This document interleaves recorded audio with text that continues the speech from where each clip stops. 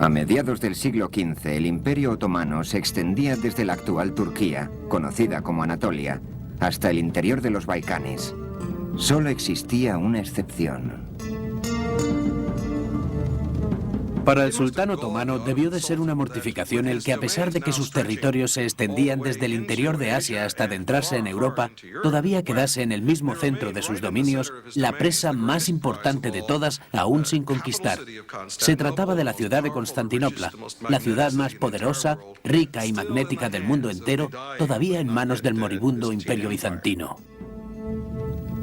Constantinopla tenía una considerable importancia económica y estratégica para los otomanos. Su importancia simbólica era aún más grande. Era la capital. No había otra ciudad como ella. Si iban a gobernar en aquella zona, estaba claro que tenían que hacerlo desde Constantinopla.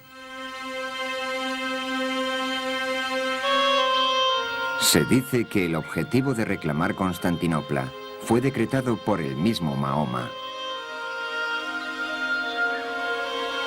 Todos los gobernantes otomanos que sucedieron a Osmán habían querido tomar la ciudad, pero esta siempre permanecía con firmeza en manos cristianas. Entonces accedió al poder un sultán, cuyos sueños de conquista no le serían denegados. La historia le honra como Mehmed el Conquistador. Solo tenía 12 años cuando asumió el sultanato, pero ya estaba bien versado en la política otomana. Hizo estrangular a su hermanastro para eliminar la amenaza de la competición por el poder.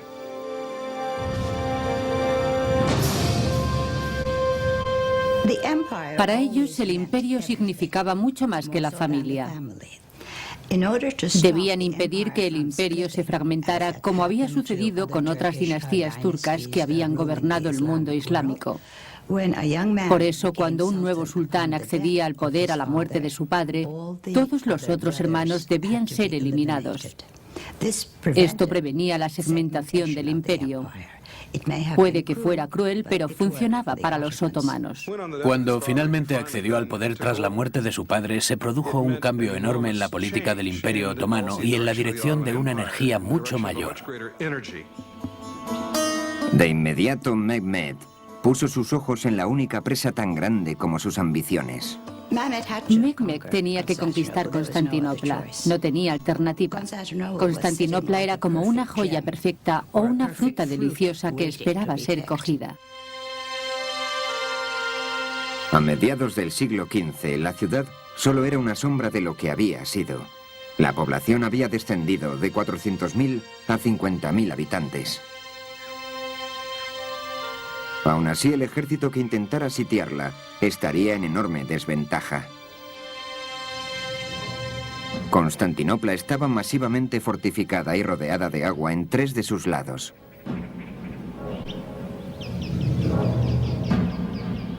También estaba rodeada por una muralla triple de casi 30 metros de altura y 10 metros de anchura, que se había mantenido en pie durante 1000 años.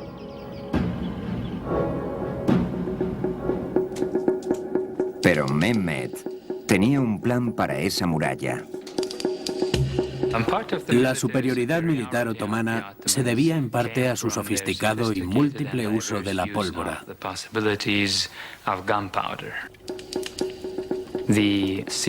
Cuando Mehmed el Conquistador sitió Constantinopla en 1453, comisionó para la ocasión unos enormes cañones nunca vistos hasta entonces, que harían una dramática demostración de las posibilidades que ofrecía la aplicación de la pólvora.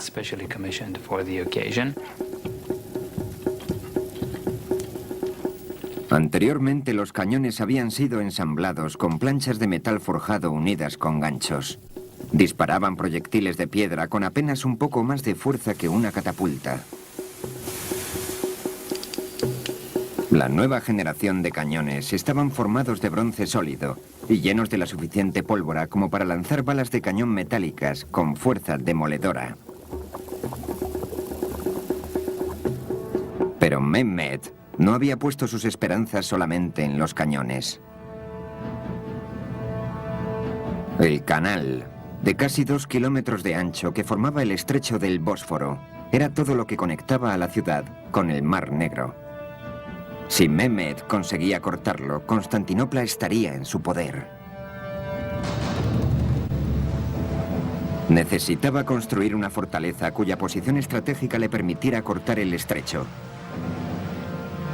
Y la construyó justo al lado de la gran muralla de la ciudad.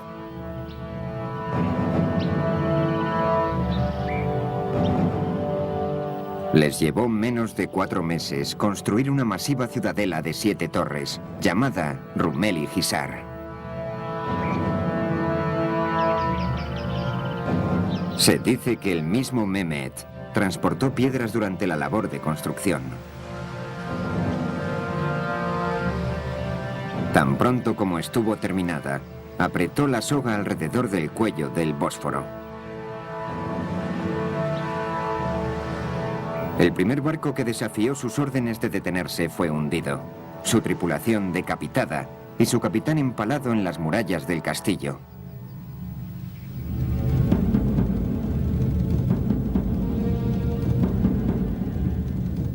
Los bizantinos extendieron una cadena masiva a través del estrecho para impedir que se acercaran los barcos de Mehmed.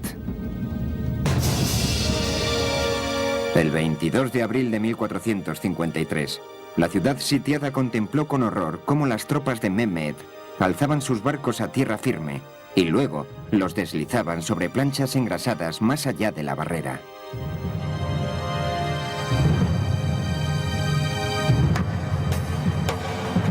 Más de 100.000 soldados otomanos tomaron posiciones frente a las murallas de Constantinopla, preparados para el mayor bombardeo que se había visto en la historia hasta entonces.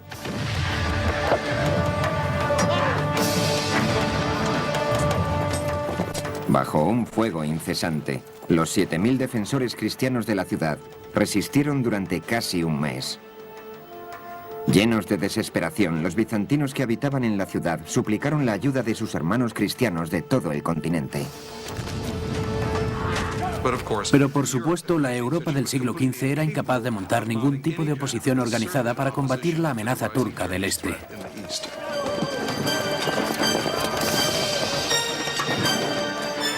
En aquella época, los reyes europeos tenían problemas políticos y militares propios.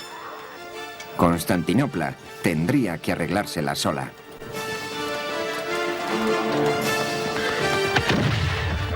El 29 de mayo de 1453, poco antes del amanecer, el ejército turco rompió las murallas de la ciudad. En cuestión de horas, Constantinopla estaba en poder de los otomanos. Mehmed entró en la ciudad a caballo y fue a cobrar el más ansiado de los premios, la magnífica Basílica de Santa Sofía. Fue construida por el emperador Justiniano en el siglo VI y su nombre significa Iglesia de la Divina Sabiduría. Su amplitud interior superaba la de cualquier edificio del mundo. Por supuesto que otros grupos de musulmanes y los otomanos mismos habían visto muchísimas iglesias. Todos habían visto iglesias. Pero ninguno de ellos había visto algo que se asemejara a Santa Sofía.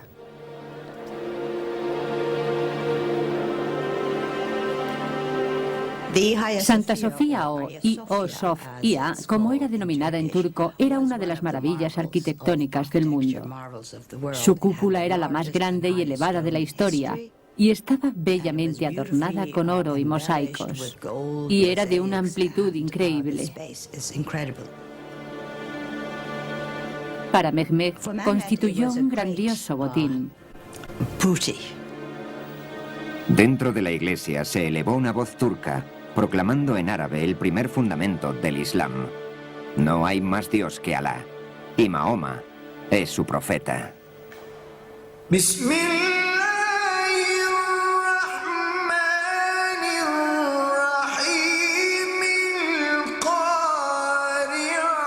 La iglesia más grande de la cristiandad era ahora una mezquita.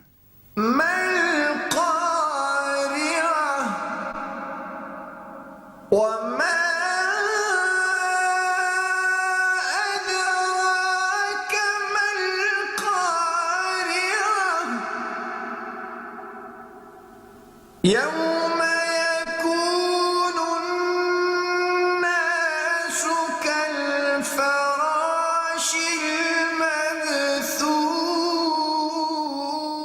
Santa Sofía se convirtió en el modelo inspirador de todas las mezquitas que construyeron los otomanos, pero ninguna la igualaría en tamaño y amplitud.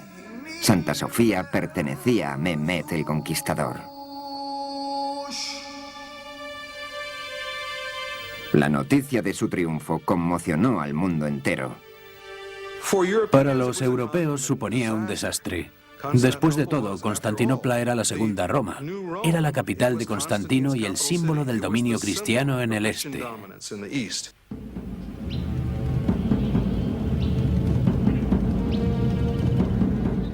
Hacía ya tiempo que los gobernantes otomanos habían acumulado títulos para sí mismos. Khan, que en turco significa emperador. Shah-i-Shah, que es persa por rey de reyes. Y sultán, que en árabe significa gobernante. Pero ahora, con todo el imperio bizantino bajo su dominio, Mehmed y sus sucesores reclamaron un título más: Sacro Emperador Romano. Los otomanos habían llegado a las puertas de Occidente y se preparaban para dirigirse a lo que ahora reclamaban como su destino definitivo: la conquista de Europa.